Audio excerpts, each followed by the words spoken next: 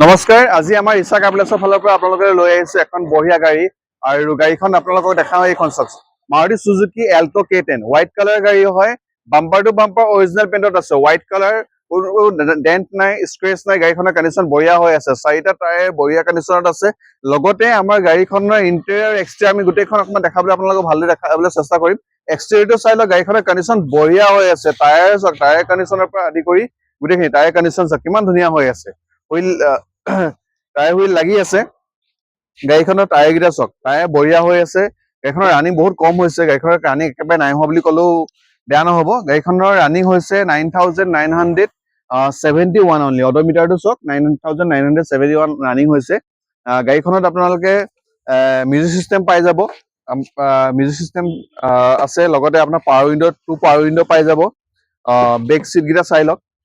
বঢ়িয়া হৈ আছে কণ্ডিশ্যন গাড়ীখনৰ গাড়ীখন কণ্ডিশ্যন বঢ়িয়া হৈ আছে লগতে গাড়ীখনত থকা স্প্ৰে টায়াৰ হুইল ৰেঞ্জ এইখিনিতো পাবই আৰু স্প্ৰে টায়াৰটো চাই লওক স্প্ৰে টায়াৰ একদম আনটাচ হৈ আছে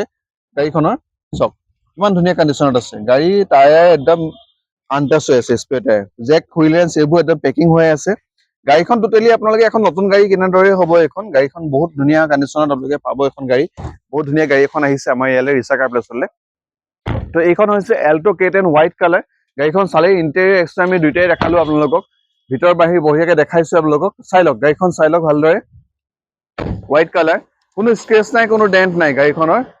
কণ্ডিশ্যন বঢ়িয়া হৈ আছে আৰু গাড়ীখনৰ মডেলটো হৈছে 13 জানুৱাৰী 2024 আৰু এইখনৰ আমি আস্কিং প্ৰাইচ ৰাখিছো 490 আস্কিং প্ৰাইচ ৰাখিছো নেগোচিয়েবল হৈ যাব লগতে ৰিফাইনেন্স ফেচিলিটিও পাব আৰু লগতে এক্সচেঞ্জ ফেচিলিটিও আছে যদি আপোনালোকে গাড়ী এক্সচেঞ্জ কৰিব বিচাৰিছে আপোনালোকৰ